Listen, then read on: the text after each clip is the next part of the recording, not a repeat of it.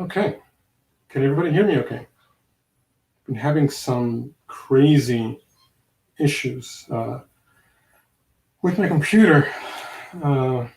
Tends to want to freak out right when I have to go on. Yeah, so anyway, a lot of it is weather problems. So in case my internet drops, I'll be right back. So I apologize. Hopefully the day will come where we won't have to deal with these issues here. But anyway, welcome to, I think it's episode 64, which is pretty crazy to think about. And the topic of today's discussion is we're going to be talking about whether or not Christianity, whether or not it is reasonable to believe in Christianity. And the way that we have it split up is that we're going to do 10-minute opening statements. Then I think it's a 15-minute rebuttal. And then I think a 15-minute cross-examination. Then we'll take questions from the audience and then do closing statements. Something along those lines. It's not, it was kind of last minute for me putting it all together. I was hoping Mike was going to be able to be here tonight, but unfortunately he won't be back probably till next week. But I'm looking forward to when he gets back and putting out more content. So I hope everybody's doing well tonight. And let me know if you guys are having any issues hearing me or anything like that, but it seems like everything is working properly. So I'm going to, if my thing lets me here, I'm going to bring on my guest in a second. Let's see. There we go. Hello. How you doing? Thank you for the hospitality, huh? Yeah, thanks for coming on. So you want to give a little bit of a background for the audience listening? Yes, my name is Terry Elias, and I have a channel on YouTube called Your Way or Yahweh Tested by Fire. And our mandate is as stipulated in 2 Corinthians 10:5. We destroy every argument and every lofty opinion raised against the knowledge of God, and bringing captive every thought to the obedience of Christ. So I specialize in two specific doctrines.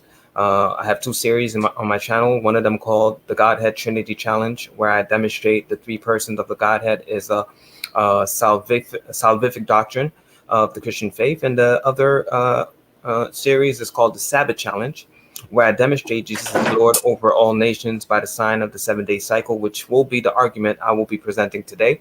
I have engaged with many atheists, popular atheists, Matt Delahunty, Pine Creek, many different atheists, and they have not been able to refute my infallible argument. So let's see if CeasetoKnow will be able to present something different this time. So thank you again for your hospitality, and hopefully we'll be able to reason together and put our cards on the table to see what we're dealing with. Thank you. Sure. So right before we go into it, I'll just start by saying that obviously, it's up to interpretation and viewpoints who's refuted who. But because you have the affirmative position in this debate, which is you stating that Christianity is reasonable to believe, you can start with the opening statement, and you have 10 minutes, and then I'll have 10 minutes, and I'll let you know when you're about to run out. I got my time here, and I don't think I'm going to need the 10 minutes. Yeah, okay, cool. I'm going to keep it as simple as possible without going to adding too many layers to it. Depending on your rebuttals, and then I will see how I will engage with your objections. Okay, cool. Yeah, we'll just play it by ear. Okay. All right, perfect. I started at 8:32. All right. So thank you very much for your attention. And as far as it relates to the topic of our discussion, is Christianity something reasonable to hold on to? Something like that. All right. I'm paraphrasing. I believe it is. Scripture is quite clear that in 1 Peter 3:15 it says, let me go to it specifically so I don't misquote it. 1 Peter 3:15, it says, bear with me. Oh my goodness. It should be after the book of James. Yes, it is. So 1 Peter 3:15, it says, but sanctify Yahweh God in your hearts, and be ready always to give a reason to every man who asks, no, to give an answer for every man that asks for a reason of your hope that you that is in you with meekness and fear. So we are, as Christians, supposed to demonstrate our beliefs. It's not something that we believe as something that's personal to us, but instead it should be something that's tangible and have the effects of on our reality. So this is something that should be that should relate to every single person. Every single person should be able to ascertain the reality of the fact that Jesus is Lord over creation. So that's first. I'm going to give another verse. We'll go to Isaiah 41. Isaiah 41, as it relates to reason, it states, Isaiah 41, we'll go to verse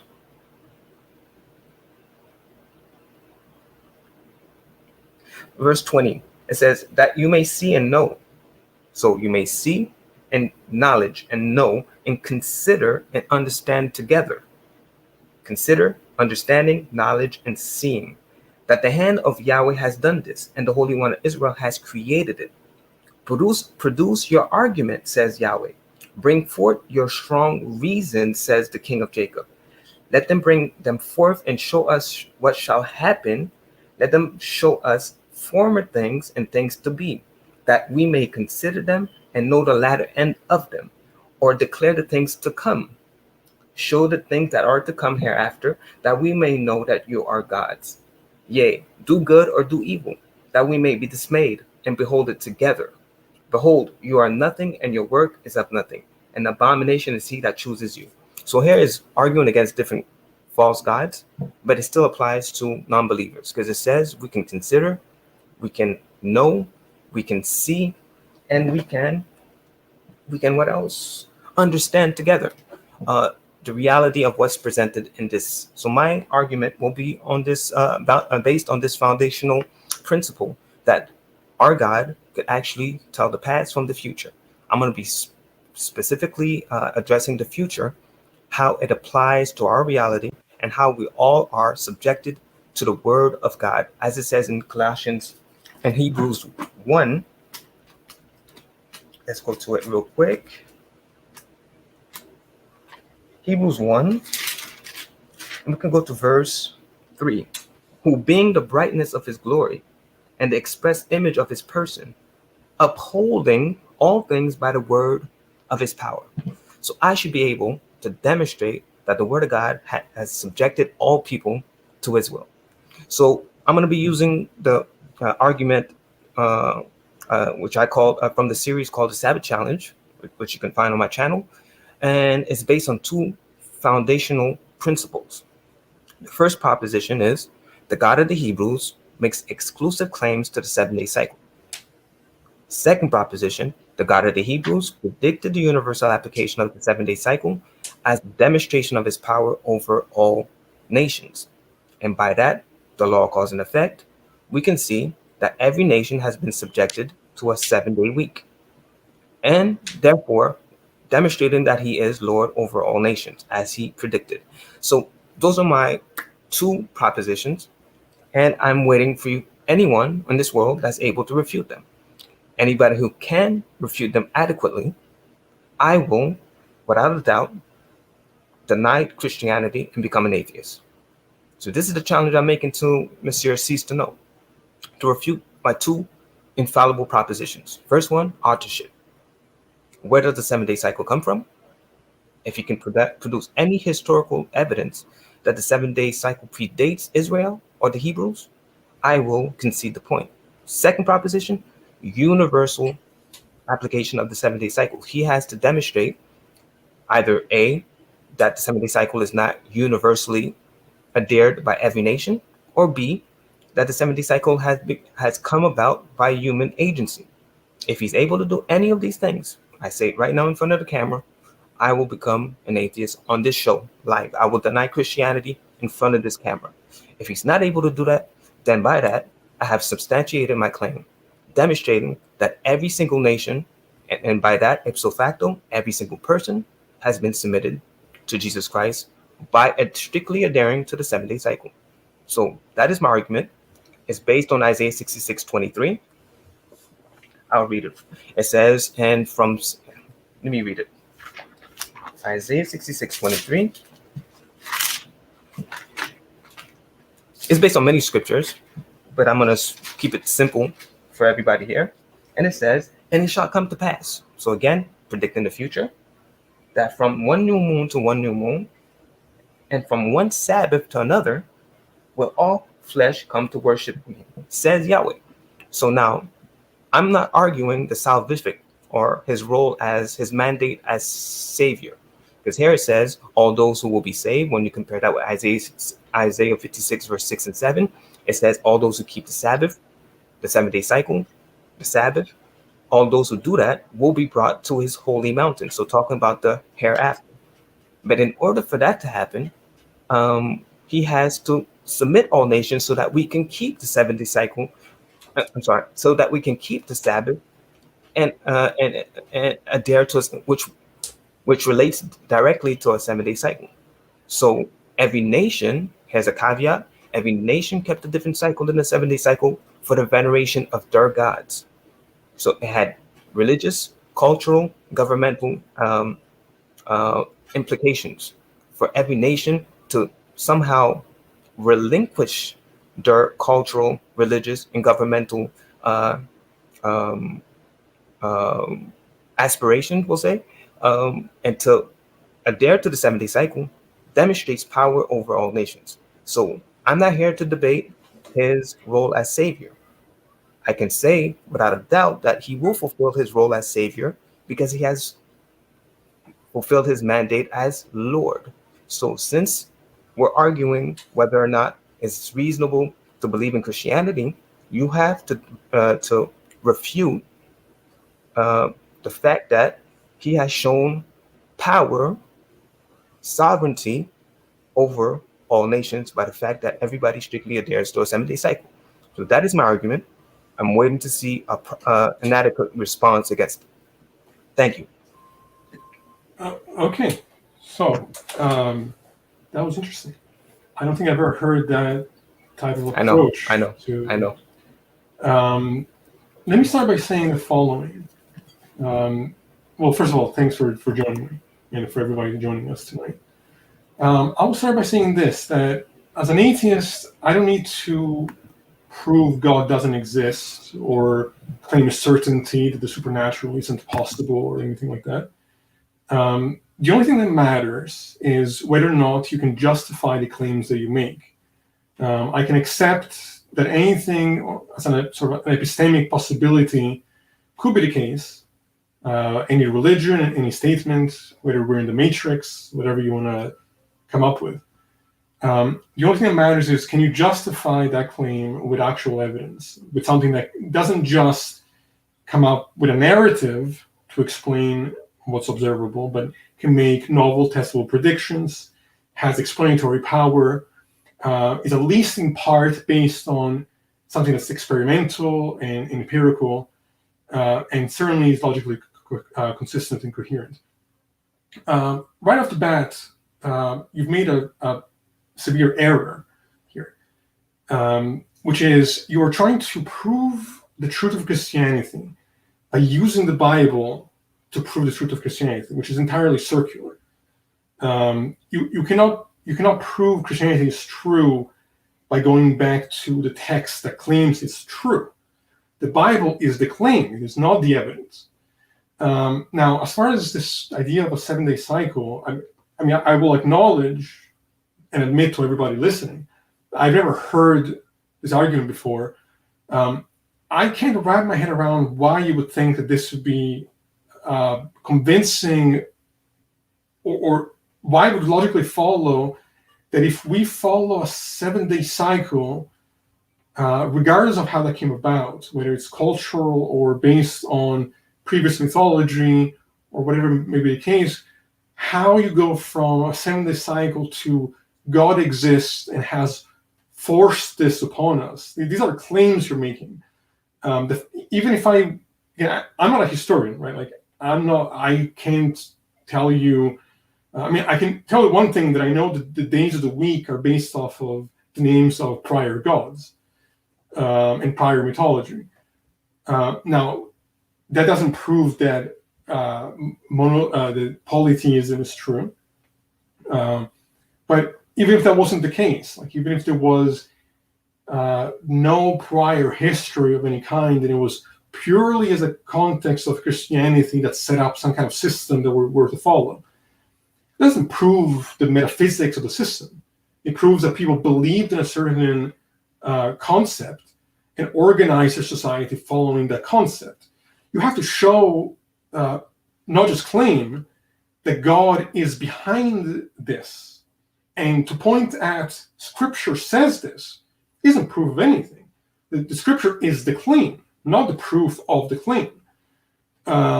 So this is, I think, a fundamental problem that theists have difficulty understanding, because they've already assumed that their ideology is true and they're working backwards.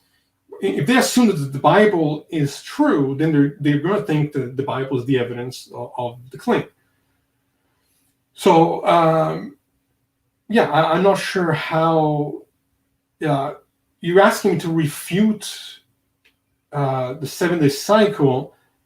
The problem, what I'm wondering is, even if I was to acknowledge the 7-day cycle was a thing, which seems to me to be completely a cultural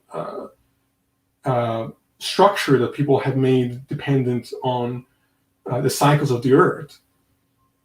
Even if it was the case that it was an actual thing, it doesn't follow that therefore Christianity is true. So, I'm just not sure how that works here. I know that I'm not sure how much time I have left, but I think I have, 7 minutes or so. All religions make claims of the truth of prophecy. All religions make claims about their divine nature. And so even if we knew that one religion was absolutely true, every religion is playing the same game. They're looking at their text as being infallible. They're looking at their text as being at least divinely inspired. They're making claims to prophecy. They're making claims to miracles. And we know, just based on the last 100 years of psychology, that people can believe and can even be changed in their life just by the power of belief. This power of belief doesn't give credence to the belief, the truth value of the belief itself. It's simply a reflection of people's psychology and the way that we work. Something like the miracle of Fatima, for example, where people were convinced that they were seeing something miraculous in the sky that was taking place. Instead, it turned out to be an optical illusion. An argument I hear often from religious people is, why would people have died if what they believed wasn't true? But people have died for the wrong reasons throughout all of history. So, even for non-religious reasons, people have given up their life based on what they believed in. This doesn't prove the truth value of their claims either. So, I'll leave it at this, that you're asking me to refute your argument, but it seems to me that your argument is not even sound. I don't see any reason as to why it should logically follow that based on a 7-day cycle, that somehow that makes God real, or it makes Christianity true, or that makes any kind of claim of the religious sort. Even it's being also said in the chat, it seems to me like to be a complete non sequitur. And even if I was to accept that one religion is true, if I was to accept that prophecy should be taken seriously, if I was to accept that the supernatural is possible, none of those things actually narrow down which religion is the one that should be believed. It doesn't seem to me like you're offering anything different than a Muslim or a Buddhist or any other person looking at their scripture how they would go about it. If you're using scripture to prove the truth value of your scripture, that's circular. So I'll leave it at that, and you can take the next step. All right, thank you. Thank you very much for your engagement. But unfortunately, you're fighting on a different mountain. Let me repeat my two infallible propositions. First one, authorship. The God of the Hebrews makes exclusive claims to the 7-day cycle. Second proposition, the God of the Hebrews predicted the universal application of the 7-day cycle as a sign, demonstration of his power over all nations. Little caveat, every nation kept a different cycle for cultural, religious, and governmental reasons. So now what I've heard, and what I've heard many atheists before him, Matt Dillahunty, Pine Creek, T-Jump, whole bunch of atheists, always the same thing. They always avoid the predictive part of my argumentation. Because you're telling me, for example, different religions have made claims. I'm not just making a claim, I'm demonstrating the claim. And I said Isaiah 41, verse 20 to 25 makes a claim that this is exclusive to the God of the Hebrews, predicting the future. And I gave one example of one prediction that has universal application. So for you to argue against Christianity not being distinct to other religions, you have to provide me one example where a prediction is made that has universal implications. You haven't done that, and you will not be able to do that. The day you can do that, I will become an atheist. That's my challenge to you. Another argument, so that's first. So it's exclusive to God and it's universal. So in two ways, I've demonstrated something that is by the sign of the 7-day cycle, something that is again exclusive and universal. So you have to give me an example of anyone else, whatever prophet, whatever religion, whatever person. You can go through history and give me an example. And if the day you can do that, I will deny Christianity. Second of all, you said it's circular reasoning. The scriptures are a witness. It makes claims, yes, but it's no longer a claim once it's been substantiated. Because it's not circular reasoning for me to say this is what scripture says. For example, Hebrews 1:3, you're all subjected to the power of his word. So this is a claim. Now I'm looking to reality to see if this claim transcends that and if that is being substantiated. And it is being substantiated because he predicted that every nation will keep a 7-day cycle, and everybody does. That is the law of cause and effect. So this is no longer a claim, but this is the reality in which we live. So there's nothing circular about it, because this book predicts things that has subjugated your reality. This is your existence. You said we have to go through experience. This is your experience. Every week you keep a 7-day cycle. So to somehow suggest that this is circular reasoning is avoiding the point, because circular reason cannot subject you and every single person to the reality of what is being stated. My example does. So that's no longer, you cannot relegate that to circular reasoning. And you also said, what else did you say? You said, I don't want to miss the points that you made. Oh, you said the days of the week are called by pagan gods. Yes, it is, without a doubt. But those names are not universal. And the scriptures account for that. Because as I said in Isaiah 41, it accounts for the fact that there are different gods in this world. But only one God shows universal power, demonstrating who is the true God.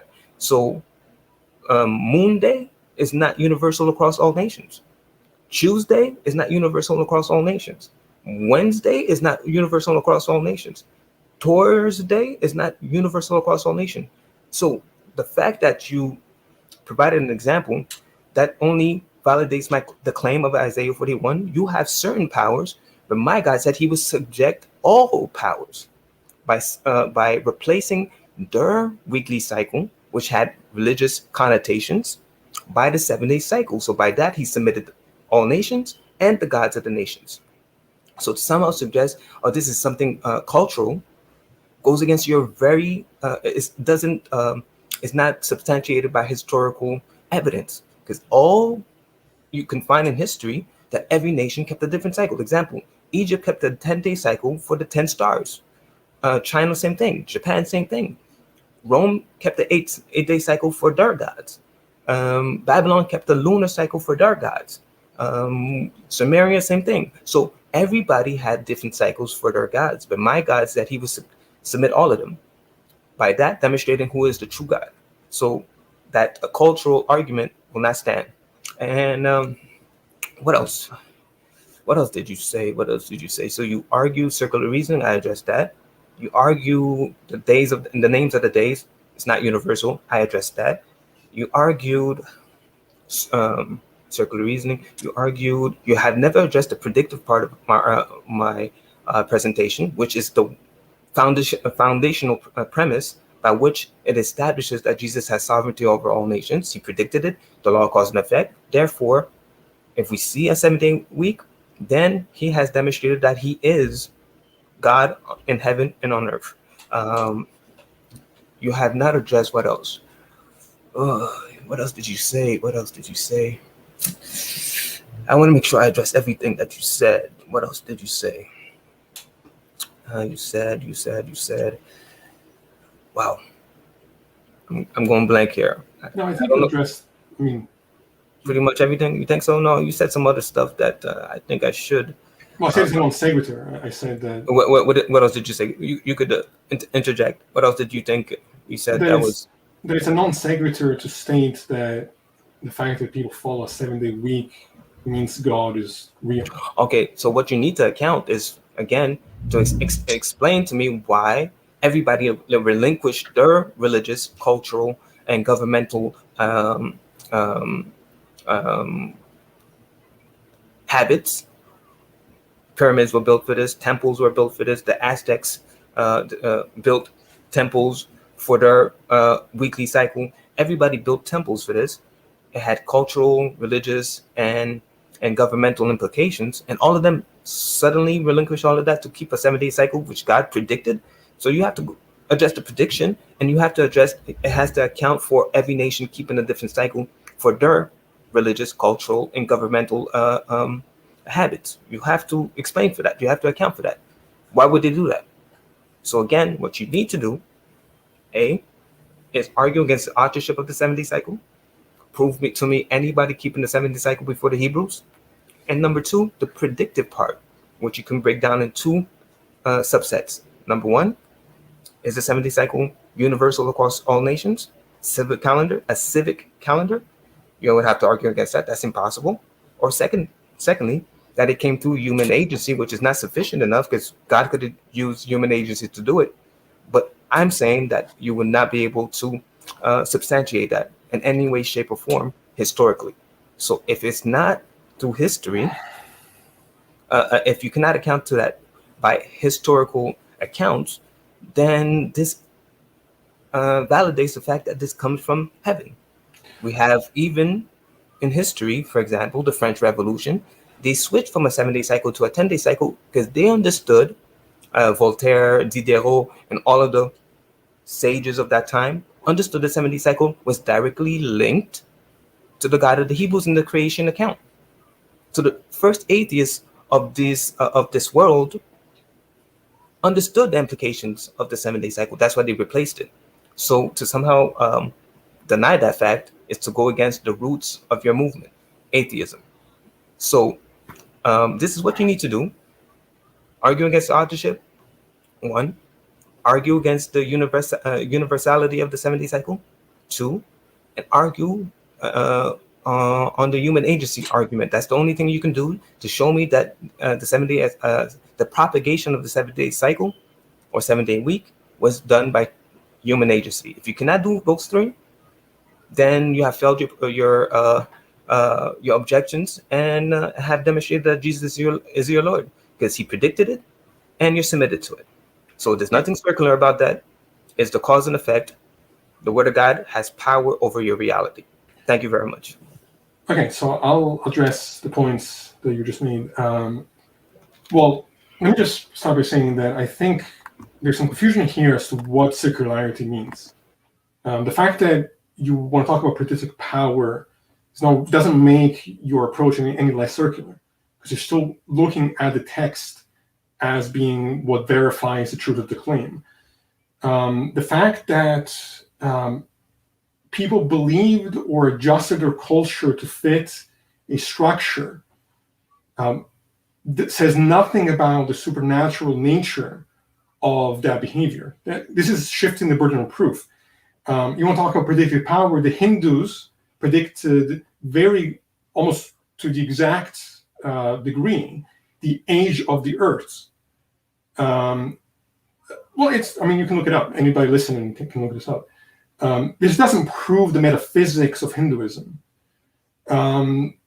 Now, you've also conflated this idea of universality with truth value.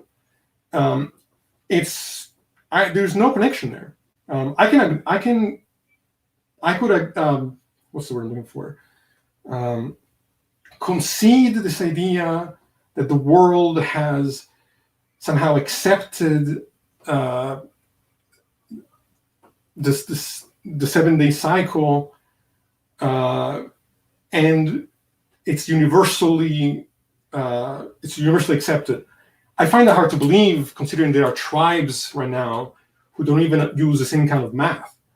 So I highly doubt that tribes in remote areas of the world would have any concept of a 7-day cycle, but it's completely irrelevant. I can give you all the toys you want to play with. Like I can just grant you that the entire world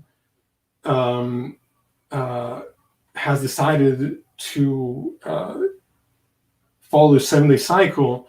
It's on you to show that is due to a supernatural cause. You keep talking about causal law and effect.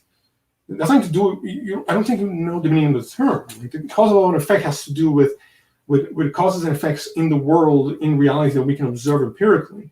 You're talking about history. History deals with what most likely happened in the past. Okay, you can't even begin to talk about supernatural when we talk about history. Not because we say that we know the supernatural is impossible, because you first have to demonstrate the supernatural to be actual and not just imaginary. Until you can demonstrate that, and looking at a verse in a book, even if it makes accurate predictions, that's not going to verify the supernatural nature of its claims. The universality of it is irrelevant. At one point, everybody in the world believed the earth was flat. Right now, everybody probably thinks that the past is gone, the present exists, and the future is yet to come. And yet, that doesn't. The amount of people believing in something or adjusting their lives to a claim has no bearing on the truth value of the claim. So you're conflating. I think here is the core issue, that we understand what constitutes evidence very differently.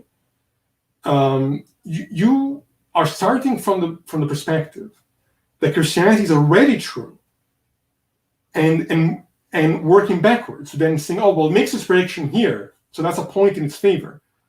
But here's a prediction that all religions make, that is universal, that all of humanity will face hardship, and will come through that hardship. Every religion makes this claim. It doesn't make any one religion more or less true than the other. So before we even get there, you have to connect logically why something being universally believed somehow makes it true, makes its metaphysics true. I say it's a complete non sequitur. You have to show. Well, I don't have to prove to you that the 7-day cycle was humanly constructed. You have to prove to me that it was supernaturally constructed. And to just say, well, the book says so, doesn't mean anything to me. You have to show why I should give credence to the book itself. And to just say, well, he makes these predictions. Every religion make predictions. Some religions make predictions that are universal. Like, for example, it's a universal fact that the earth is as old as it is. And the Hindus made this prediction. That's a fact that addresses, it's a universal fact that all of humanity is bound by, right? Like the age of the earth. So it just, what you've provided are non-sequiturs and a shifting of the burden of proof, which is what I addressed in the beginning. Like, I don't have to disprove the possibility of the supernatural. I don't have to disprove the possibility of Christianity or Islam or any one religion. I can say, sure, it's all possible. But what evidence do you have that actually separates the imaginary from the actual? And to point to one prediction which can be explained in other ways, like you said, that I can't support the idea that it was humanly constructed. But how so? Certainly, we have evidence of cultures impacting each other globally, more so than anything taking place supernaturally. That is something that at least we can empirically observe to a reasonable degree. You're making claims you're not actually supporting. You're making claims that you are looking at a text as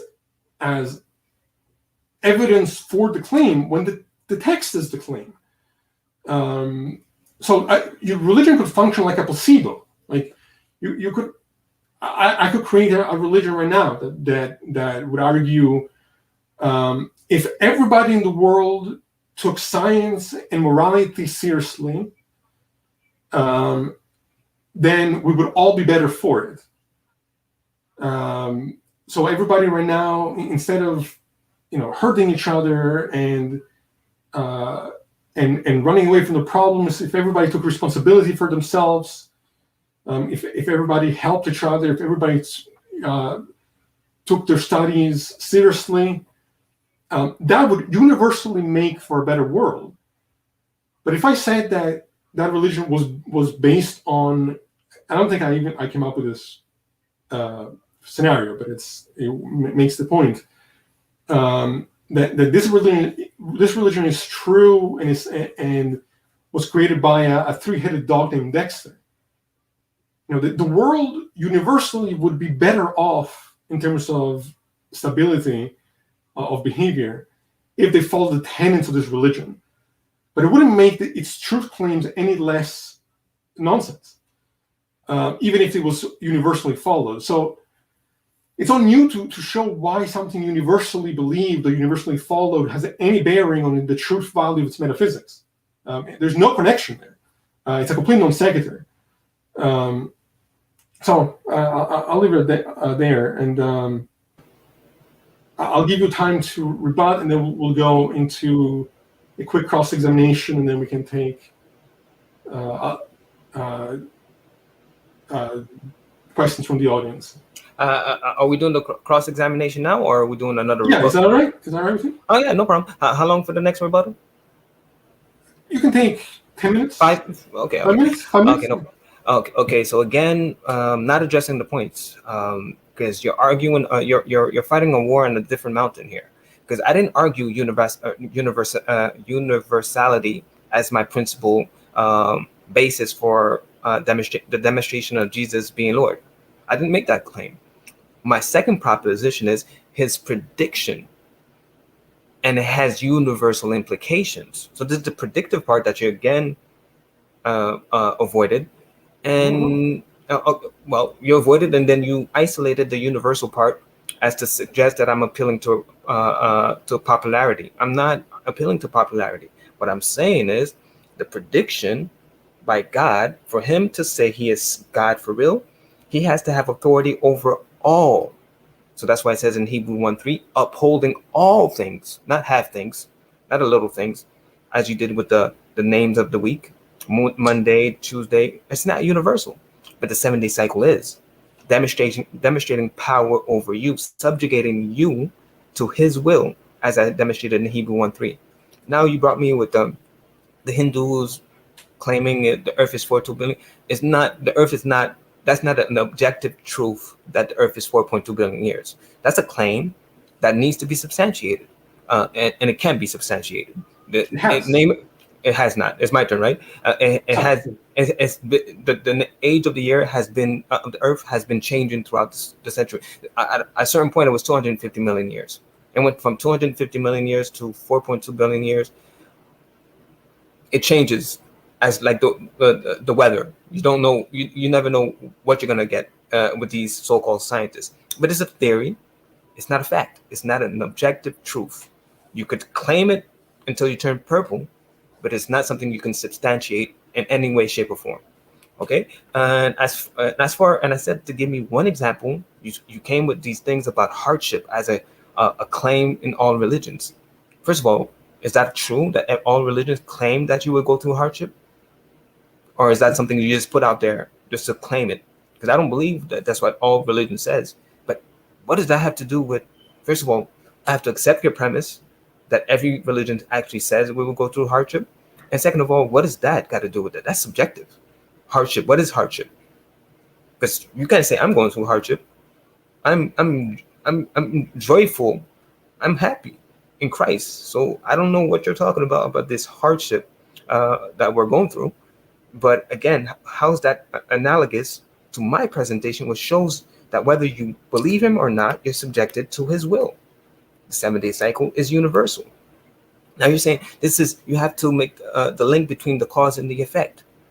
I told you have to account for why all nations replaced their weekly cycle, which had religious, cultural, and governmental implications, to somehow adhere to a 7-day cycle, which Jesus predicted all through from the Old Testament. But we can testify that 2,000 years ago, Jesus said, I am Lord of the Sabbath, before the implementation of his prophecy.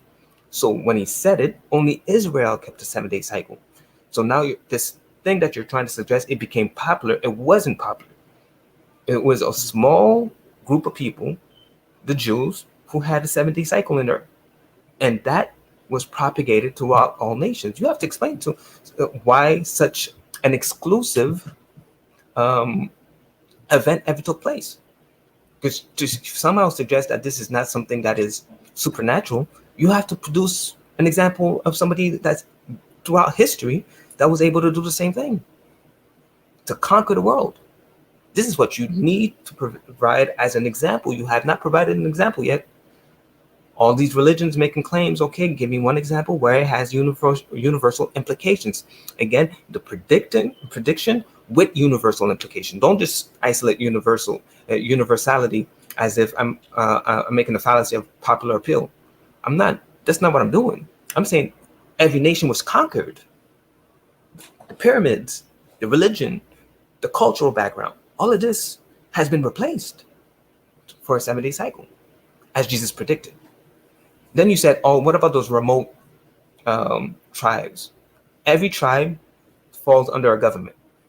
So every government has a civic calendar that adheres to a 7-day cycle. I don't care if you're in your little corner saying, I'm keeping 10 days a week now. I don't care if you do that. You're subject to your government. Your government is subject to my Lord. And my Lord, so by the law, cause, and effect, once you trickle down from Jesus to your government to you, you've been subjugated to Jesus, because your government is subjugated to Jesus as well. So ipso facto, every nation and every people who inhabit those nations are subject to the will of Jesus Christ. That's what you need to argue. Some tribal community, and the fact that you would go that far shows your desperation, avoiding reality. You're not a tribal. You're not part of no tribal community.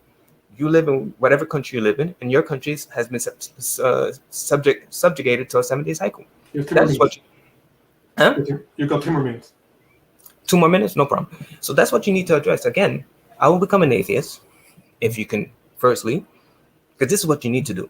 You need to argue the authorship of the 7-day cycle, impossible, or argue against the universality of the 7-day cycle, as it was predicted, argued against the prediction, and or try to argue against divine um, divine interference, God subjugating all nations, by suggesting this human agency is not sufficient. But that's, I guess, the only way you can go. And I would stop that dead in its tracks, because that's easy to refute historically. So that is what you need to do. If you can't do that, I have demonstrated this is not circular reasoning. What is written in here, the claims, has been demonstrated in our reality. So nothing circular about demonstrating your subject to what your reality is subjugated to what's written in this book.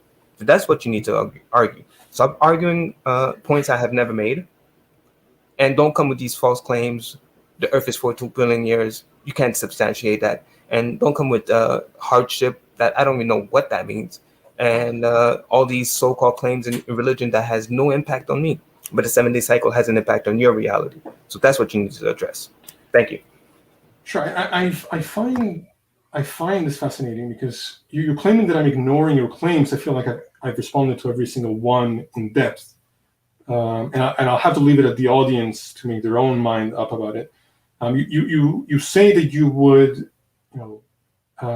turn atheist if X or Y was proven, but I don't think that's true. I think that you are putting yourself in a position where your claims are actually unfalsifiable. Like I brought the example of the tribe, and actually now I'm actually even less clear on what it is you're saying, because you said even if I was to find a tribe who didn't adhere to the 7-day calendar, that wouldn't disprove your statement, because they are still subject to the 7-day calendar.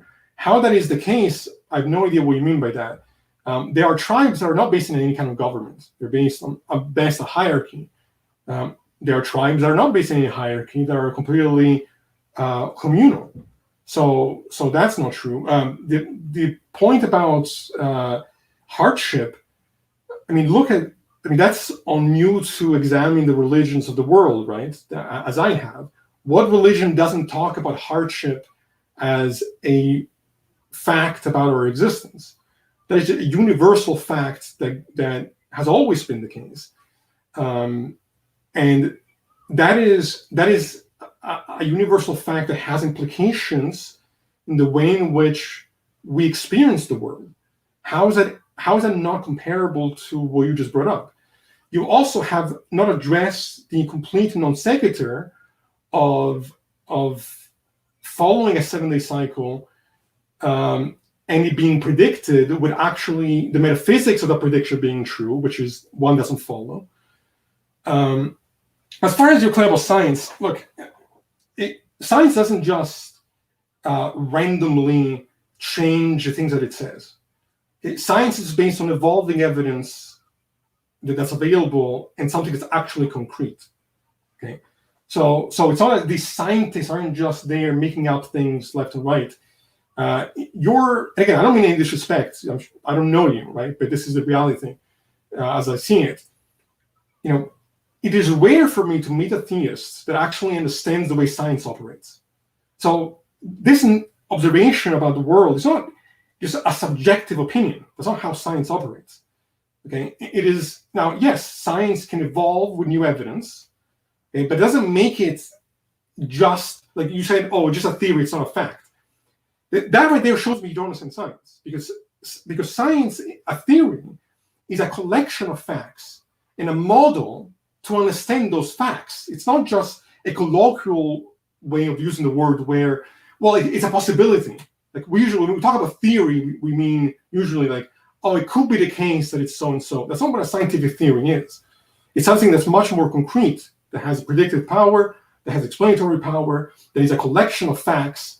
So for you to just sit there and say, well, it's not a fact that the world is this many years old,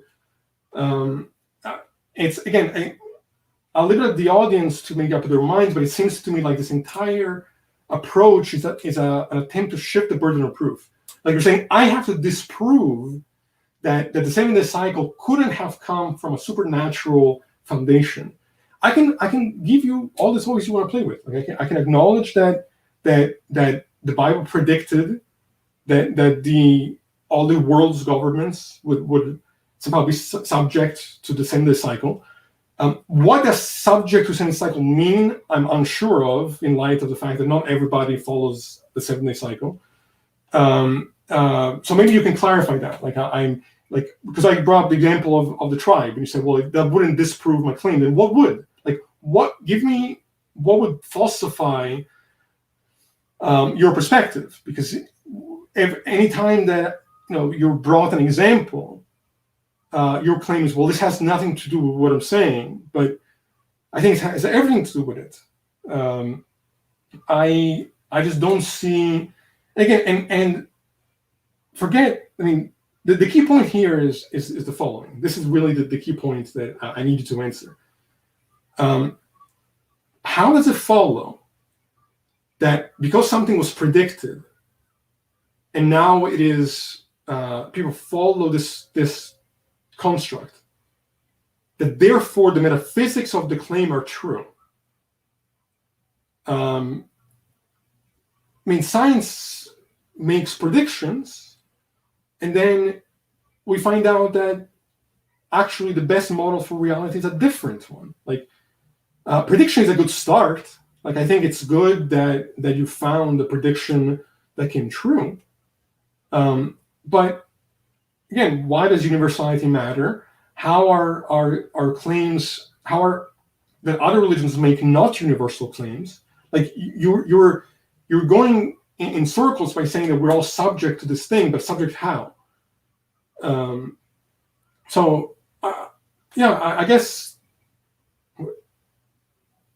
we'll maybe answer those questions, and then we can go to the questions from the audience and then provide our closing statement.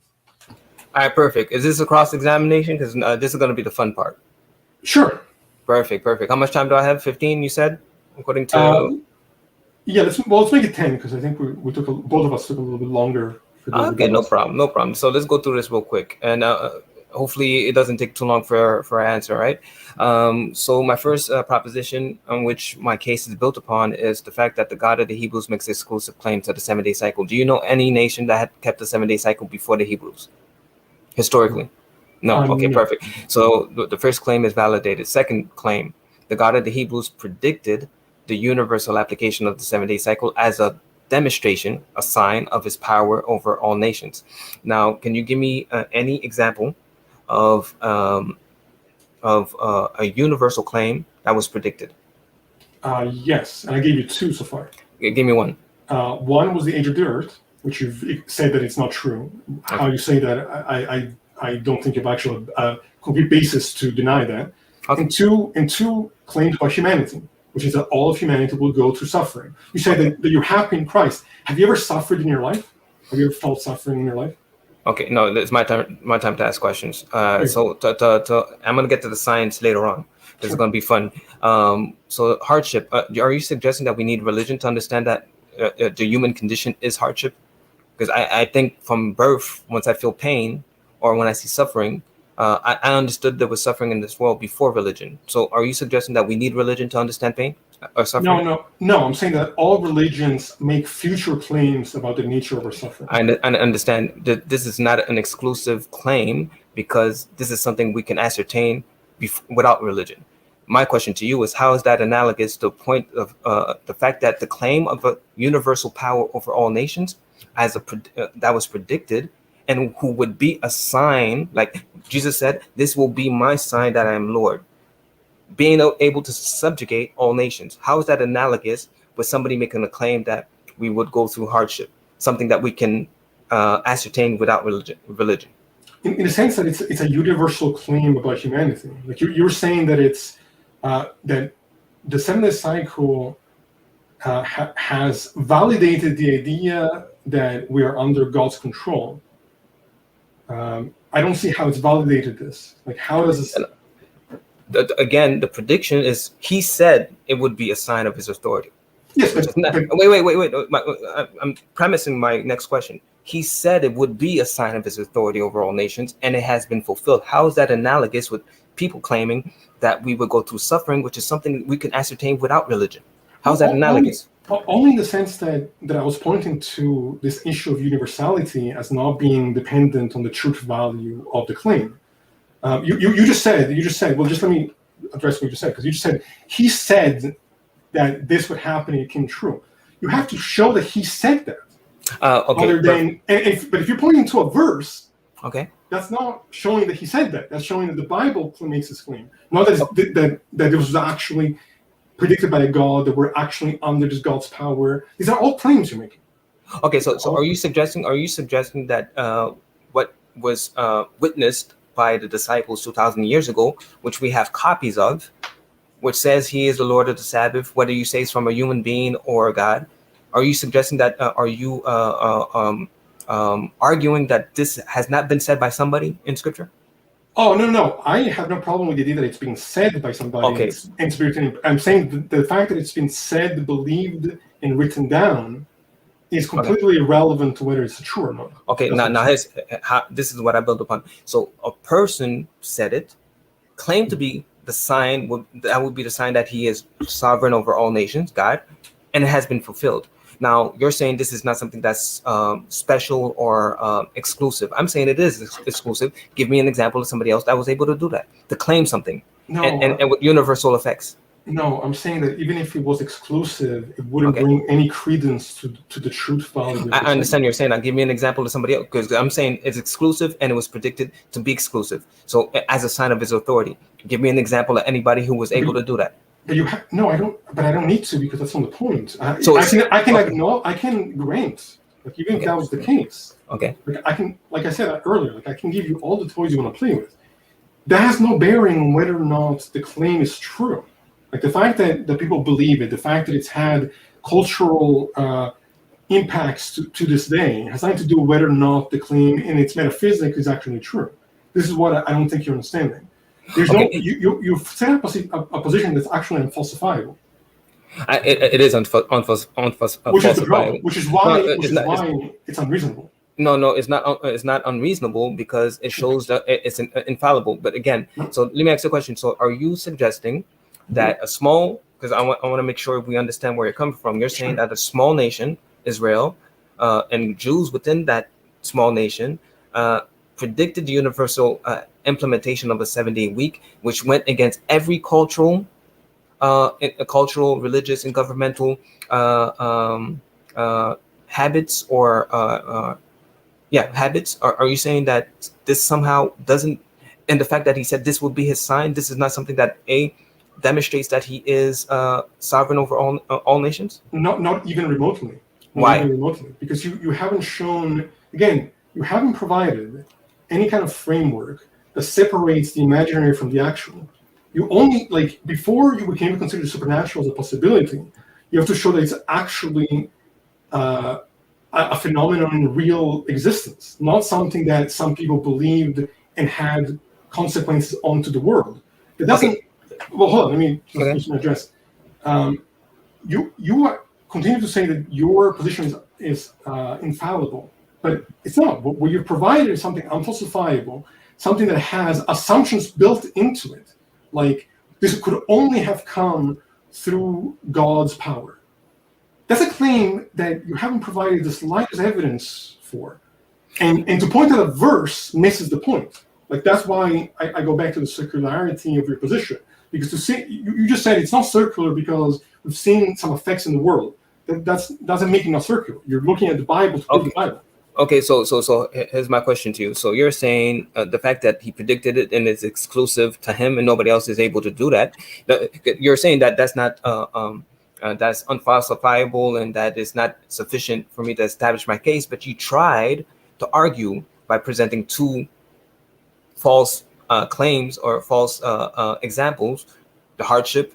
Again, we can ascertain. Wait. We can ascertain that without religion, so that is weak as a presentation. And your 4 billion years, I'm going to address that soon enough. So let me ask you this question: so, is it not fair to say that the only other alternative would be human agency? Isn't that? Well, hold on a second. No, I'm asking you a simple question. So Yeah, but you that's made gonna a leave it. statement. Yeah, but you made a statement there that I No, but can't just. the statement you can argue the statement when you ask me questions. I'm asking you a specific question. Okay. Are you the only other alternative is human agency? Are you saying that your claim? Because I want to see if it's a claim or it's a fact. Are you making the claim that it came from human agency and that you can substantiate that, or you're not able to substantiate that, so therefore it's not factual? No. I'm making the claim that we're left with a variety of possibilities, and one possibility has actual evidence we can point to, like we can point to humanity's beliefs having an impact universally on their culture and structure, and another claim doesn't have a basis that goes beyond the imaginary. I'm not saying that I know, and this is what. Hold on, because I want to answer this. This goes to the beginning of my opening statement, which is I don't need to disprove your religion. I don't need to prove that they came from human beings. Okay, the burden of proof is on you to show that it came from something supernatural. I can just say, well, here are the options. Okay, and what is more likely and what is more rational to believe? Something that we can actually attest to as far as real life, or something that you are imagining is the case. No problem. You keep repeating that, and that's what I want you to do. I want you to substantiate, because you're saying the burden. No, you said it could come from different. I'm telling you, the only alternative is human agency. Can you historically substantiate your claim? Sure, we can look. Well, hold on. Give me. So this is what I need. I need you to tell me who propagated the 7-day cycle.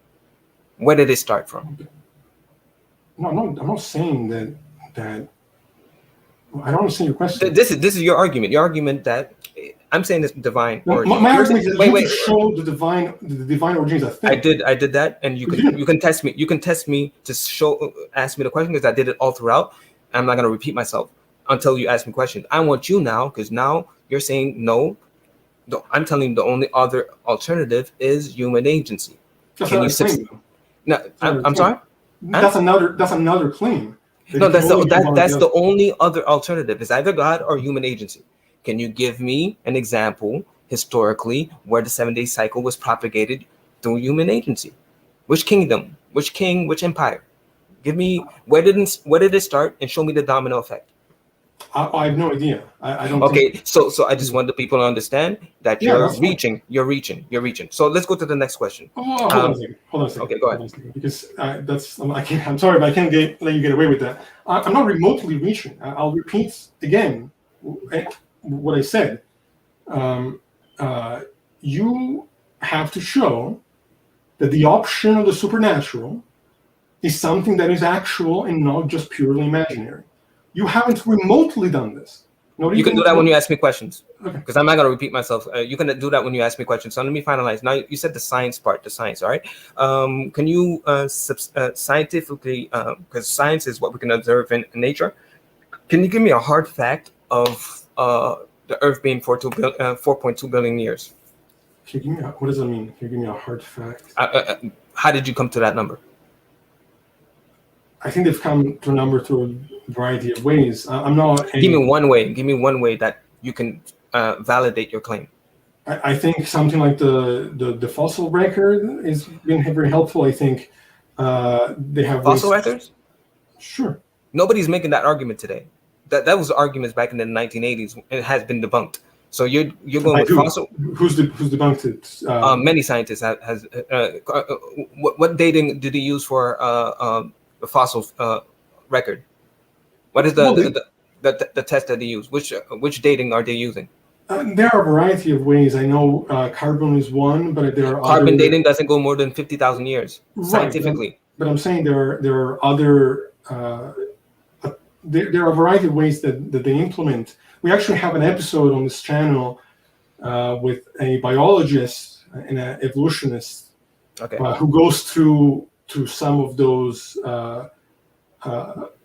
implementations to actually study how the Earth is what But it is. okay, how about this? Well, I'll post a link. I'll post a link. But there's not a consensus. There's people that argue against that, right? No, there's absolutely, the scientific consensus is absolutely what it is. So the scientific consensus currently is that is how old the Earth is. Now, no. Are you saying that there's no scientist that goes against this? Because I can give you a list. No, I'm saying the consensus. Okay. In the scientific community. But okay, there's a majority that says yes. So now you're doing popular appeal. The thing that you're telling me, I should know. No, because it's not popular appeal refers to just how many people believe in something.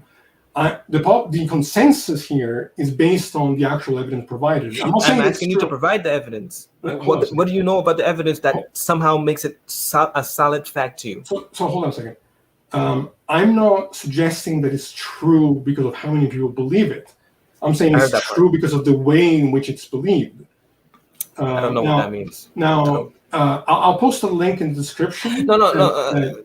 You can do that for your people. The thing I want the people to understand is that you can't even argue that from your perspective. You're depending on the popular appeal of it. No, depending on what I'm saying is dependent on my understanding of the way in which science operates. I'm not like science is not a person.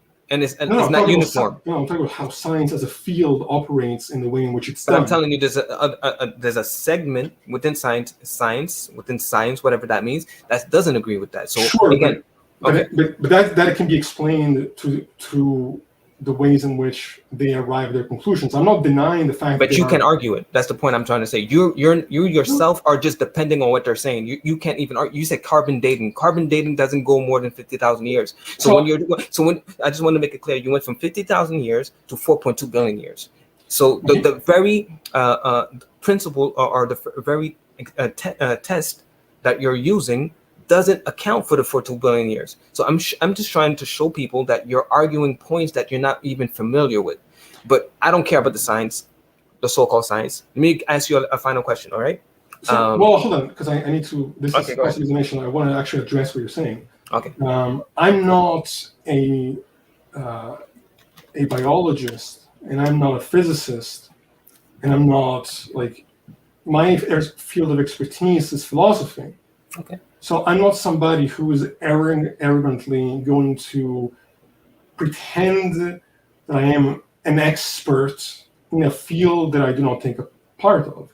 What I'm trying to tell you is the way in which science operates. But you just said, it's just a theory. That's not how science is done.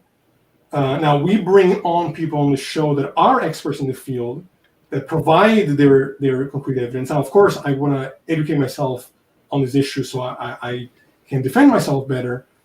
But this is really beside the point. What I'm addressing is the fact that the consensus in the scientific community is what it is. The fact that you can bring some scientists that may disagree doesn't really resolve the issue here. The consensus is what it is. Now, we can, I would be happy to bring you back and go through the science. I'm not interested. But that's what I figured.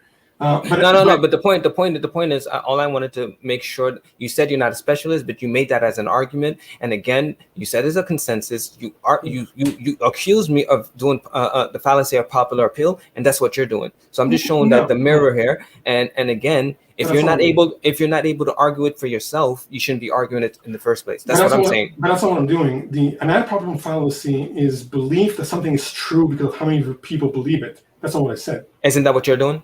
Not remotely. So give me one argument that you can substantiate and explain and develop that made you come to the belief that the Earth is for 2 billion years. Argue for the point yourself. Don't appeal to these and another fallacy appealing to authority. Do it for yourself. Show me what equation. It's not appealing to authority. It's bringing the fact that there is something called science, where people are looking at the world as closely as they can. We're arguing what this science is, because I told you there is a group, a segment within science that doesn't agree with you. So I don't know. Science to me is not this God that is uniform. No, it's not. I'm saying there is argument on both sides.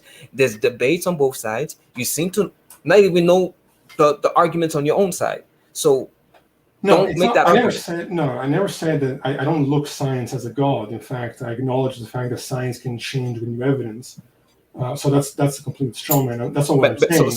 so we can agree that that's not analogous to my example where universality and the universal application of the 7-day cycle as a prediction No, we is don't not agree. analogous to something that might change, because the No, 7-day cycle will not change. Well, again, I don't know what you mean. Like, so explain to me how it wouldn't. What you meant by You can ask me. I'm gonna ask one more question, and you're gonna ask me all the questions you want. So you're saying the fact that God predicted a person in Scripture predicted something that is universal and that is exclusive. No one else was able to do it, and that he says, or the person said, that will be a sign of his authority over all nations, demonstrating that he is God. You're saying that is not sufficient to prove that he is? Not even remotely. It's not even the beginning of being sufficient. Okay, so you're saying it's not special. So can you give me you give me I'm two not saying it's not examples? special. It could be special. It could be the only time. No. It's not special. I don't want to say like special, like Michael Jordan is able to dunk from the free throw line. No, I'm not, because other people could do it. Did it after King James did it. King James. I don't watch sports anymore, but the fact is, it has never been done. You're saying 4.2 billion years. Can you go through the 4.2 billion years of his supposed history where somebody else has done this? I'm saying that it's completely irrelevant. You could be right. You could be right. It could be the only time, and it makes no difference whatsoever. Okay, so let me be the only person in Christianity, could be the only system that made this claim ever in history, and it wouldn't bring a shred or more credibility to your and to finalize, to add the cherry on top of the sundae, and you cannot substantiate any other different account, which has to be through human agency. You cannot substantiate that historically. You said you couldn't, so I just want to add that cherry on top of the sundae. Right? Sure. Yeah, that's okay. So you could ask me your question now. Sure. What would falsify? What do you think would convince you that? Well, actually, no. Let me start with this because this actually needs clarification. What do you mean by a tribe who doesn't live by the 7-day cycle, still being subject to the 7-day cycle? What does that mean? Thank you. I forgot. I wanted to ask that. That was my final question I was about to ask you. There is no nation that doesn't keep a 7-day week. I'm talking about civic calendar. You cannot provide me any example of any tribe who are not governed by a nation or a country. I could post links on the tribe. No, give me one example. Give me. I'm sorry. If you can do that, then I will concede the point. Yeah, I mean, I'll look it up, but I recently watched. You see, you got to do more than Google search. This is not how. And it's the same thing you did with science. You got to do more. You got to do, because whatever answer you're gonna give me, I already did my research on it. So that's why I have a smile on my face. That's a smile of confidence. You're not gonna be able to do it. And it shows. And I finalize. It shows desperation because you're not part of a tribe. Your reality is that you're. But the fact that you would appeal to something that might be an isolated I'm not issue. saying a part that might be. I mean, definitely watch documentaries that talk about. Give me an example, and I will concede the point, and I'll become an atheist. I mean, I can look it up. I will say that I mean, I feel like you are severely strawmanning what I'm saying here. I'm not strawmanning what I'm no, because you're saying that there's no desperation here. You were talking about something being universal. For something to be universal, it has to apply to every singular person. No, but you're isolating my words and reconstructing my statement. I said universal as it relates to nations. So now what you need to do, let me find out some of my statement. What you need to do is give me an example of a tribe who is not governed by a nation. Sure. Okay. So let me ask you this. How you can give me an example? Well, I know I'm going to look it up, but I'm. You're going to have to do more than Google search. Sure.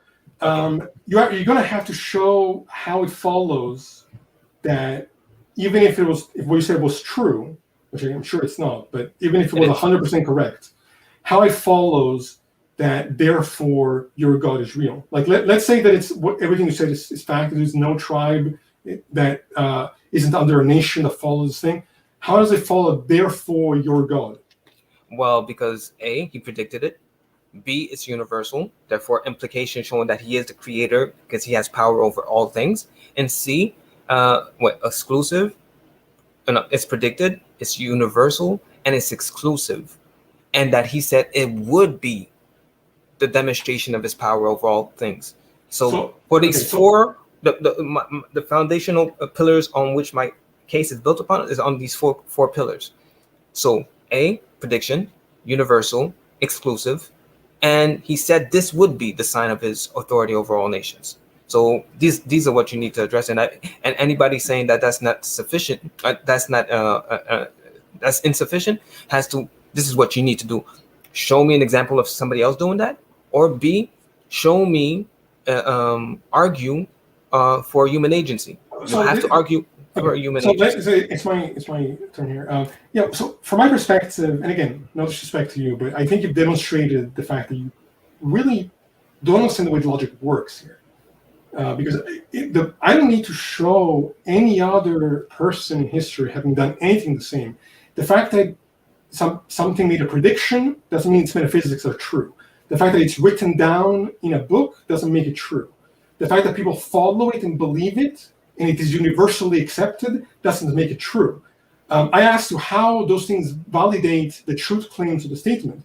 You just repeated that is what people believe and what is historically taking place. That has no bearing whatsoever on the truth value of the statement. You either understand this or you don't. I mean, okay, this is the reason why this is why you're not maybe you're really not understanding, because you're isolating what I'm saying and putting it in a vacuum. I told you that every nation kept a different religious different cycle for religions, cultural, and governmental implications. So it's not just the fact that it was accepted willingly; it was accepted unwillingly. Oh, I can. That's fine. That's irrelevant. Okay. It makes no difference. So they were conquered. It's irrelevant. No, they were conquered. They were conquered. Now you have to tell me who conquered them, because you're saying, okay, I don't agree it's from God. Okay, so can you historically substantiate who conquered the world as it relates to the propagation of the 7-day cycle? You're just saying we don't know, and you have to show. Again, everybody listen to this. I want this point to be made clear to all of you guys. Please. This is a classic shifting of the burden of proof. If all you guys hear what I said in the beginning of my opening statement, I can be open to any possibility, including gods and miracles and the supernatural, being potentially the case. The only thing that matters is what can be justified. What you're providing here is an argument from ignorance. It's, well, we don't know other possibilities, therefore God did it. No, that's not my argument. That's it's partially what you're doing. Unless I can bring to you a specific example of a human who did something, therefore it must have been from God. No, it doesn't follow. That's not my argument. You see, you're simplifying my argument and isolating it from its context. I said it was built on 4 pillars that is exclusive to Jesus Christ alone. First, prediction, universal, exclusive, and said it will be a sign of his power over all nations. All 4 has been established, validated. So it is true. The law of cause and effect. Now, as it relates, and to finalize, as it relates to your position, you're saying it might be true, but they might have a different reason why the 7-day cycle has been implemented universally. I'm telling you, it's impossible for you to do it.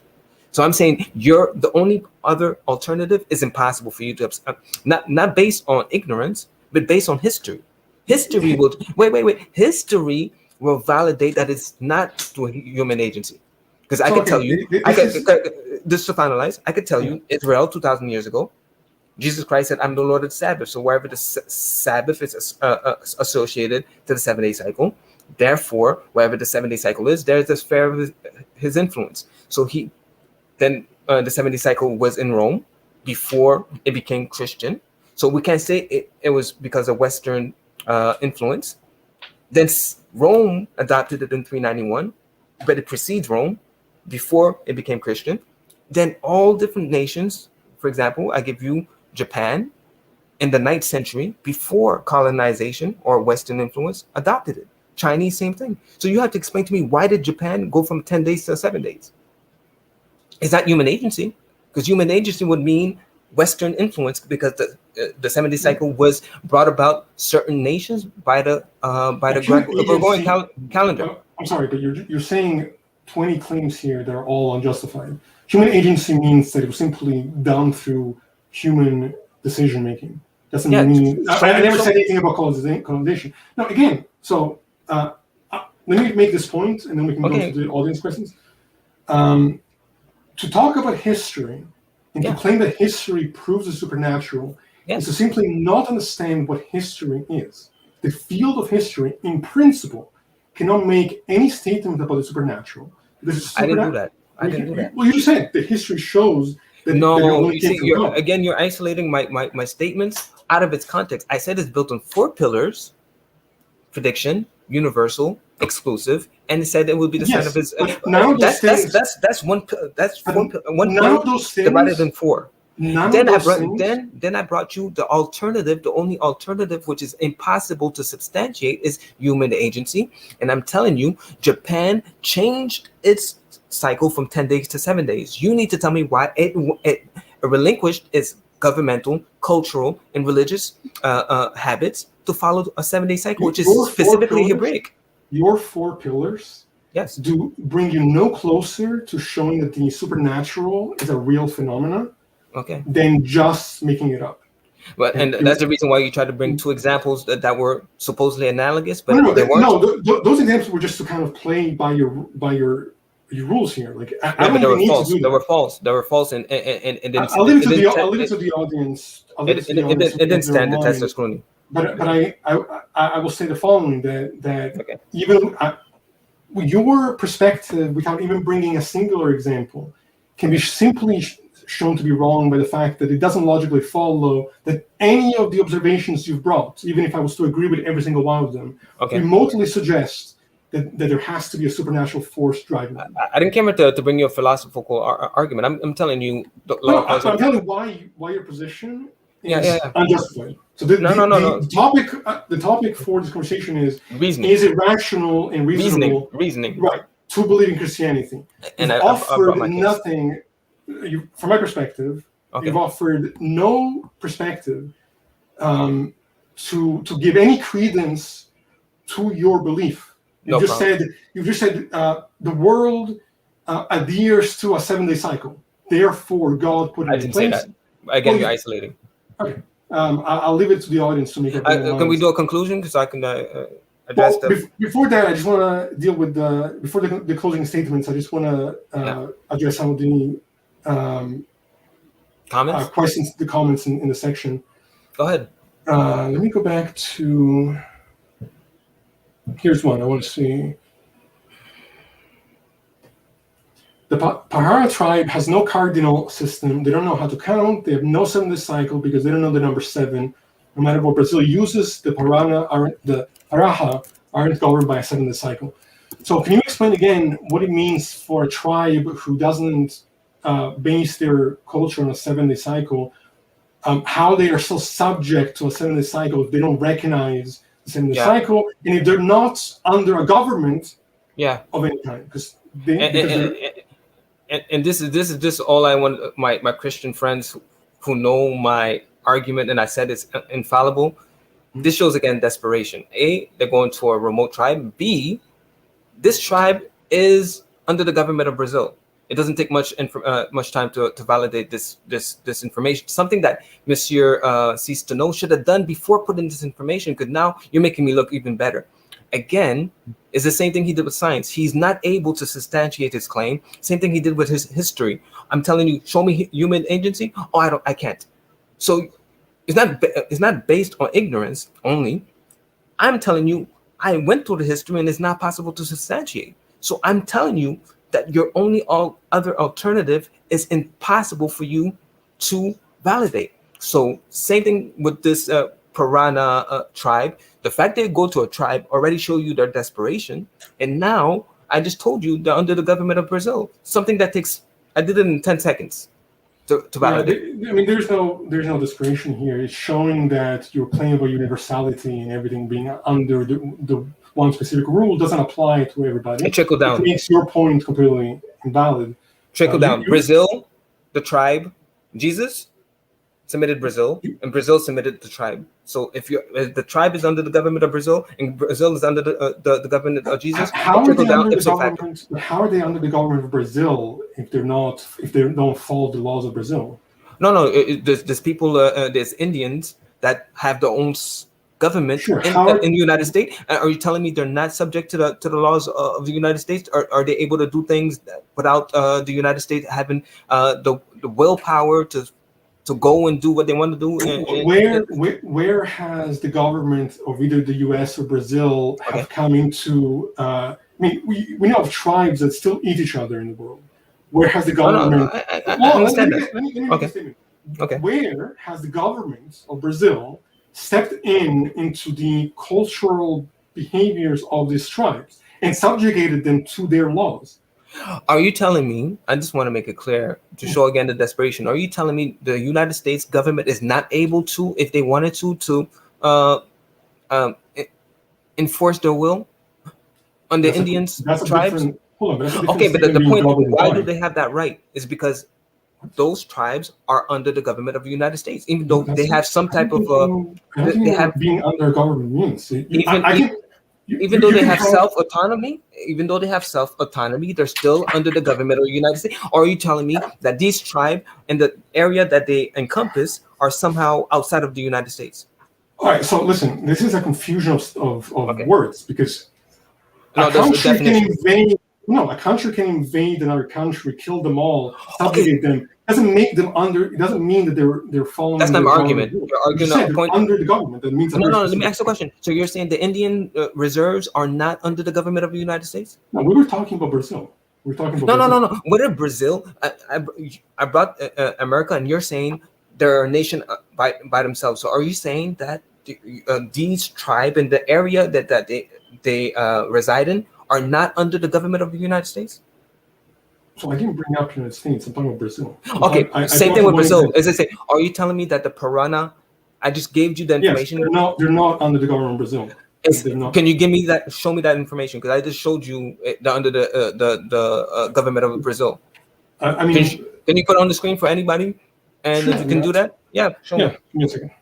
Show me that the piranha tribe are not under the parameters of Brazil.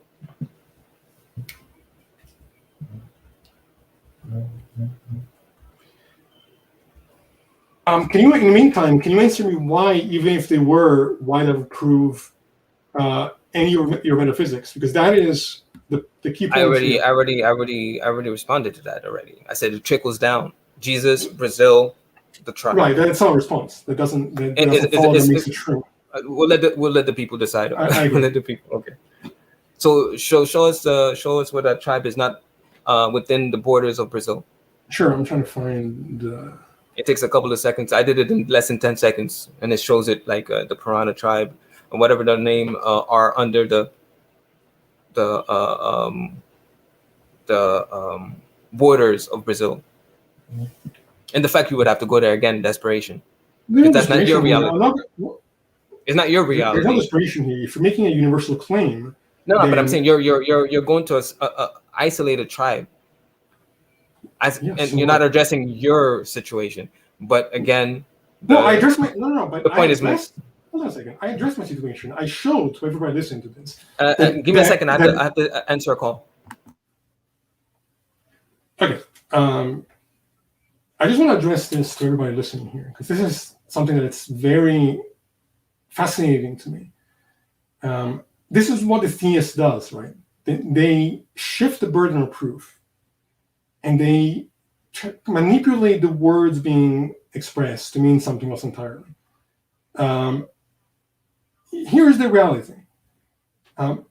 He could be right about everything he said, which of course he's not, and I think anybody in here knows that he's not. And it wouldn't follow that any of his metaphysics and anything he's claiming are true and are validated by his so-called four pillars, are even remotely validated. So I'm looking at this thing out of curiosity, but it's actually relevant to the point. He could be right that every government is under this 7-day thing, and it's completely irrelevant. It brings us no closer to the truth of his claims whatsoever. And here's the other thing to point to is that he's kind of trying to make it seem like I can't defend myself. Like, no, this is why I find it amusing when people claim that atheists are the arrogant ones, because I'm being very forthright and saying I'm not a biologist, I'm not a physicist, I'm not a scientist. Like, yeah, I'm not somebody. My field is philosophy. Like, I can talk about philosophy, and what I've done here is show how illogical this person has been so far. But I'm not an encyclopedia of scientific information. Like, I trust science because I think I understand the way science operates. But I'm not someone who has an expertise in this thing that can sit here and express all the scientific information of the last 100 years. It's not my field. The only thing that matters here is his argument logical? And it isn't. He's presented nothing. He said the world historically follows the system, and therefore God. If there's any more of a non sequitur than that, I've never heard of it. So, to be honest, I'm not really interested in going to circles at this point. So I'm going to let him. I mean, do you guys have anything you want? Yeah, that's another very strange thing. I also wasn't aware that he said, how was I being disrespectful? I didn't see that. Yeah, it can't be called an. I mean,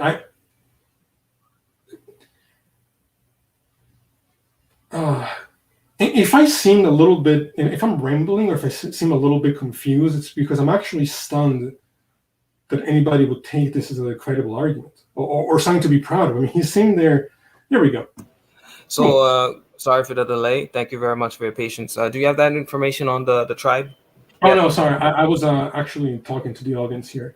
Okay, no problem. But no, I think you don't need to do it because I think everybody here could verify the information is within the borders of Brazil, so it's okay. Well, borders of Brazil doesn't mean under government, but I agree with you. I think everybody can do their own research here. They want to know how you would define unfalsifiable. I'm sorry? How do you define unfalsifiable? Well, like I said, I'm not a philosopher. I leave philosophy for people who like to have wild imaginations. I'm just saying it's infallible. Infallible in the sense that I'm telling you the word of God dictates your reality. So it's infallible in that sense. So we're the one with wild imaginations, but you are certain that there's this God that runs our universe, and you know this because of No. You see, you're again oversimplifying my argument and isolating it from its context. I said 4 things: prediction, exclusive, universal, and he said it would be the sign of his power of all nation. All of those have been fulfilled, and the fact that the only other alternative, human agency, cannot be substantiated historically.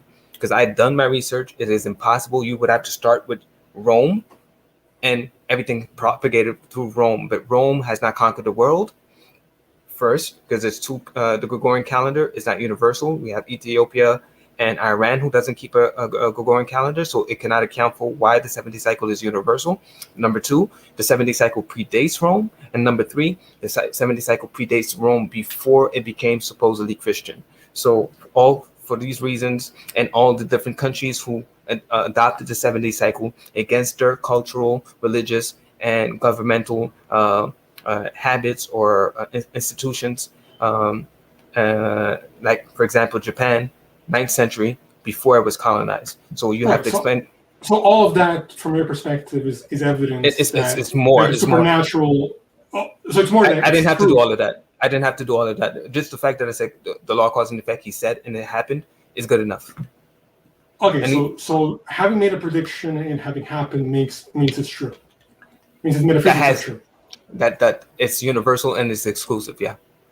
Okay, so if you cannot reproduce or give me an example of such an event happening in the past throughout your 4.2 billion years, then this is Like when the person, if you do the probabilities of that happening, you have more chances of winning the lottery like every day Yeah. than So, do if you you want do to the do our math. closing statements? Huh? Are you ready for our closing statements? Yes. Go ahead. So I would like to give glory to my Lord and Savior Jesus Christ for infallibly demonstrating that He is Lord over all nations. I said, first of all, authorship. Um, Nobody was able to argue against that. That the 7-day cycle is exclusive to the Hebrews. And number two, uh, prediction, that He predicted the universal. Wait, let me do it slowly. He predicted the universal application of the 7-day cycle as this is my sign that I'm your Lord, demonstration of His power over all nations, therefore showing He's sovereign, therefore showing He is God. So what we've heard is some oversimplifying my arguments, not addressing uh, matter of fact, it's not even not addressing, accepting it, but as if it's something common. If you do the probabilities, you can win the lottery 100 times in your lifetime, then this prediction happening. I mean, it's the probability of such an event is infinite. It's not possible. And I asked for an example.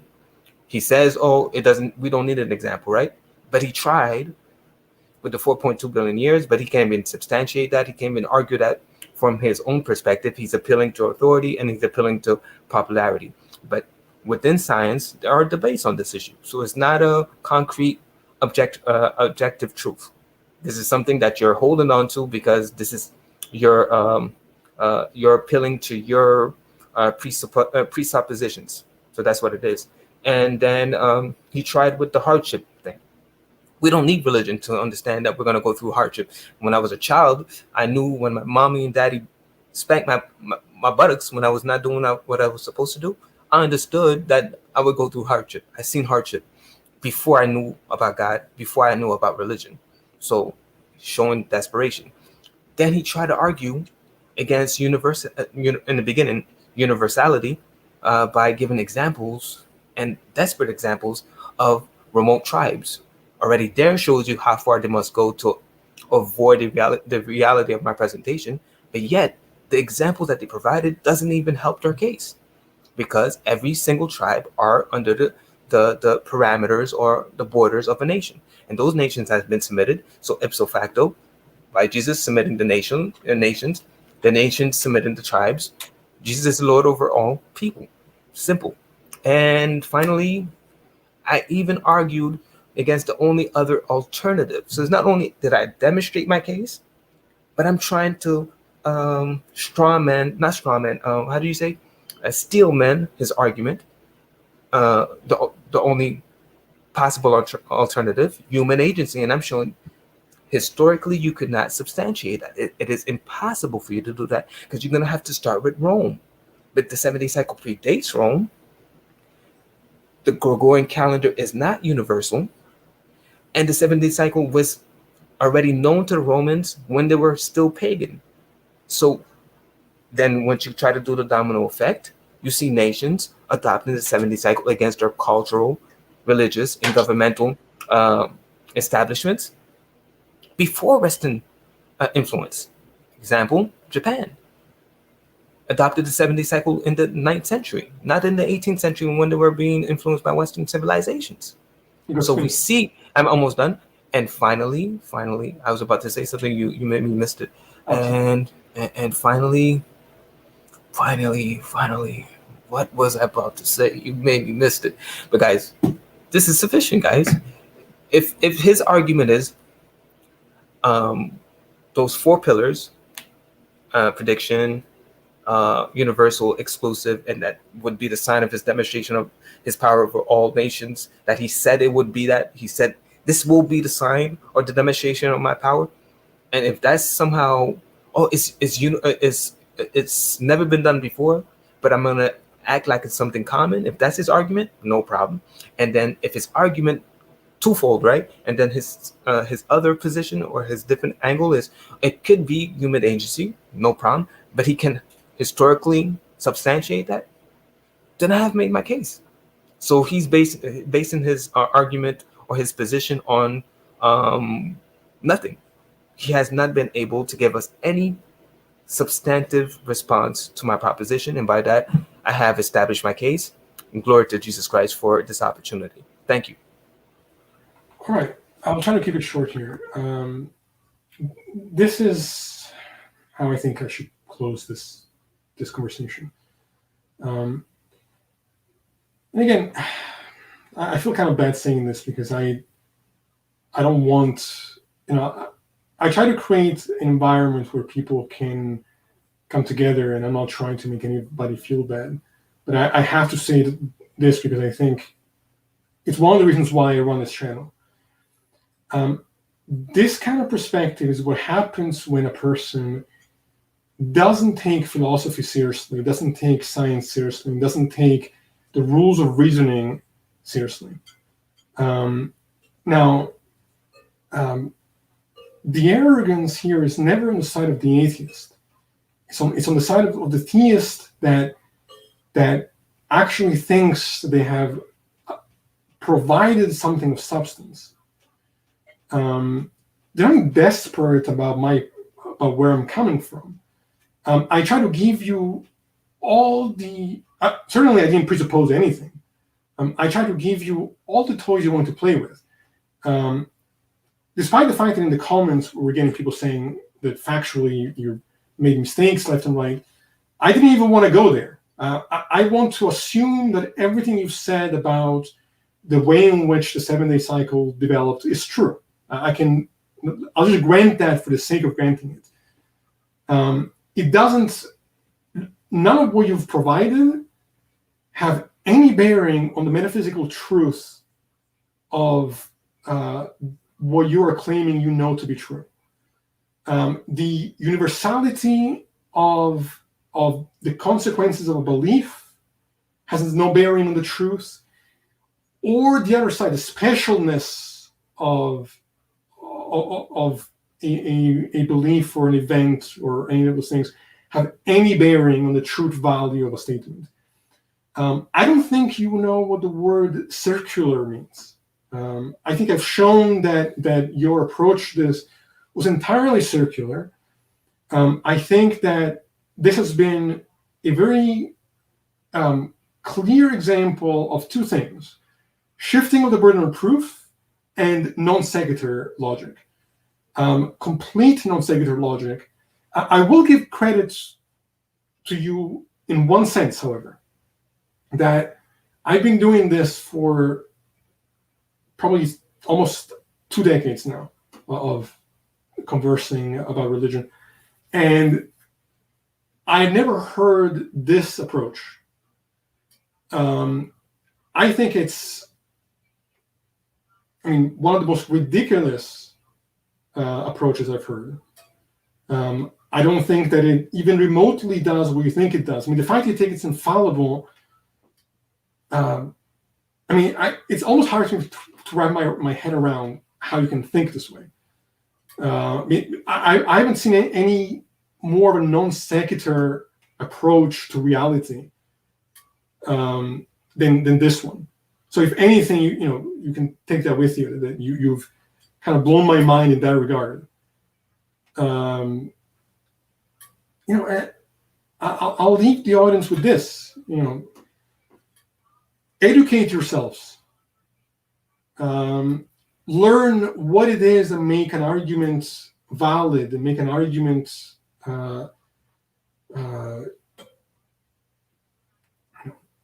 justified. Figure out what it is that constitutes evidence. Understand what motivates people to believe certain things. Like, are people really driven? Are theists in particular really driven by what they have good reasons to believe is true, or are they driven by what they want to be true? And for me, from my perspective, there's not one thing that was said tonight from the other side that wasn't fallacious in some way. And I don't mean the observations culturally. I'm not a historian. I'm fine with accepting every statement you've made about governments has no logical bearing on the truth value of any of what you've claimed. It doesn't even remotely begin to make Christianity credible on any level. And so, I'm curious. I would like to hear from the audience what they think, especially from the religious members of the audience. I don't know how many atheists and religious people are listening to this now, but if anybody listens to this in the future and is a Christian or is a Muslim or is a theist in general, leave your comments. Let us know who you think provided the more credible case, and who you think was more justified in their approach, and who was represented fairly in this conversation. I don't think I ignored any points. I think that I actually addressed every single one and showed why they're all fallacious. I certainly wasn't desperate on any level. And I think people will see through the narrative as being, disingenuous. But that said, I appreciate that you came on. I appreciate your time.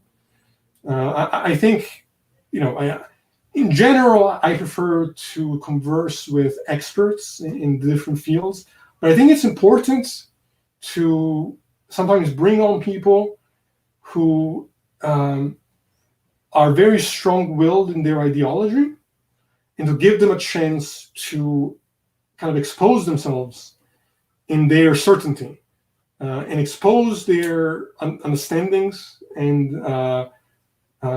see what comes out of that type of conversation. So I said, if anybody has any lasting comments, let me know in the chat. So there's no question from the crowd, because I see a lot of people commenting a lot of things that are already refuted, like people still claiming the Piranha tribe is not part of Brazil. Like, these are the type of claims that makes it like I have fun with these type of things when I do videos and I clip it. Like, people are gonna watch and they're gonna say, like, from my side, like, I don't have really a side because even Christians don't like me. But the fact still remains is that I'm able to demonstrate. So, which is kind of rare. Like you said, you never heard this argument before. Showing you that this is exclusive to a select group of people. So what's showing me is something that I've known for a while, which is that people in their certainty, I know, will believe. People in their wishful thinking will believe anything, and be completely certain that they've actually proven something that they haven't proven. That's obviously my. But you know what? And I appreciate the exchange. Like me, I don't try to. When I smile and stuff like that, it's just to poke the spirit behind the arguments. Like, I'm here to swat the arguments down. I'm not trying to hurt your feelings, but I'm trying to hurt the spirit behind. No, but the thing people will see, because I'm able to see behind all the noise. Like when you say something like everything you're saying, as it relates to true Christians, because you're regrouping all the fake Christians with the true Christians. But the difference between me and them is that when you say something like signs, and then I ask you to substantiate that and argue it from your capacity, and you're not able to do it, and when people are going to see that, they're going to say, okay, he's saying people have wishful thinking, and they would somehow hold to their presuppositions. I think what people will see is that you weren't able to substantiate your 4.2 billion years. You appeal to authority and you appeal to popular appeal, but you yourself could, and you came with example carbon dated 50,000 years according to science. No, that doesn't account for 4.2 billion years. No, I think people watching this who have a background in these things, especially in logic, will see. I'm not a philosopher. You wanted that part. I'm aware. They were not. That I certainly was not appealing to authority even remotely. And I specified that wasn't the case. What I think people will see was sort of the severe irrationality of your perspective. I understand. And I think that even religious people will see this. I agree. Religious people who are not really at the table, I have no problems with that. Anyway, we're not popular. We're not popular. Right. No, that's fine. But like I said, I thanks for your time. Thank you. Thank you. You just added to the list.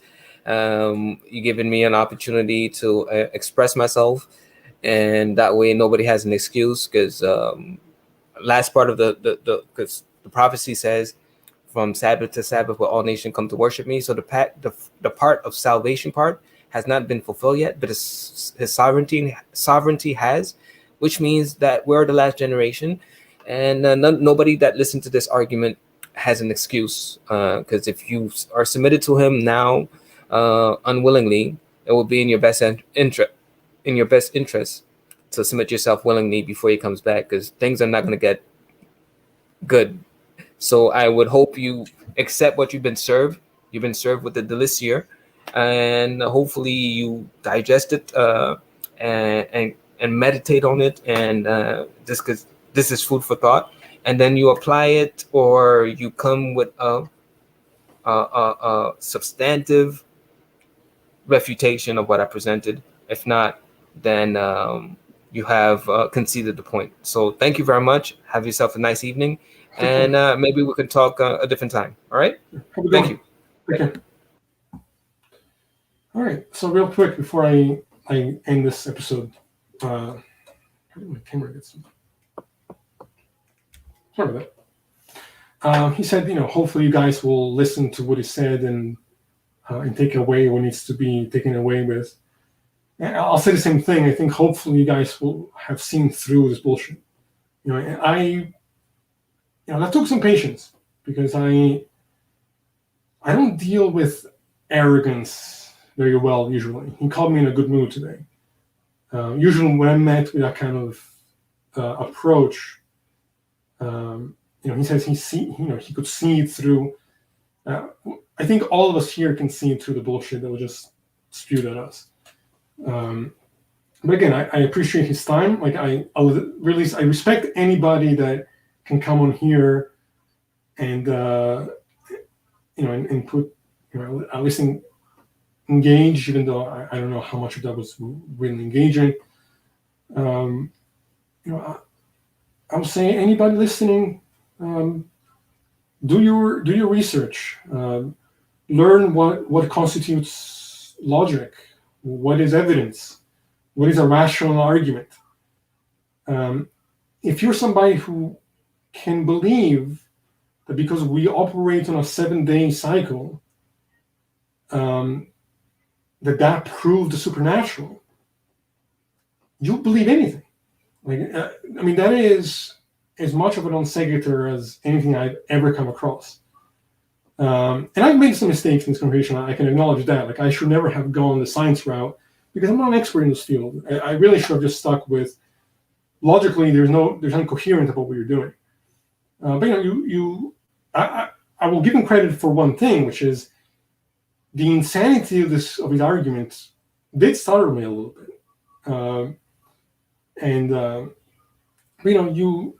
You live and you learn, and hopefully I made you guys proud. So yeah, and I'll definitely, I think, want to do a review of this conversation with Jim Mike when he gets back. So anyway, I hope you guys enjoyed or came away with something positive. I wish you all a great night, and we have more guests coming up soon, and I'll keep you guys posted. So thanks everyone as always for subscribing and liking the videos and engaging, and we appreciate you all. So I hope you guys have a great night, and talk to you guys soon.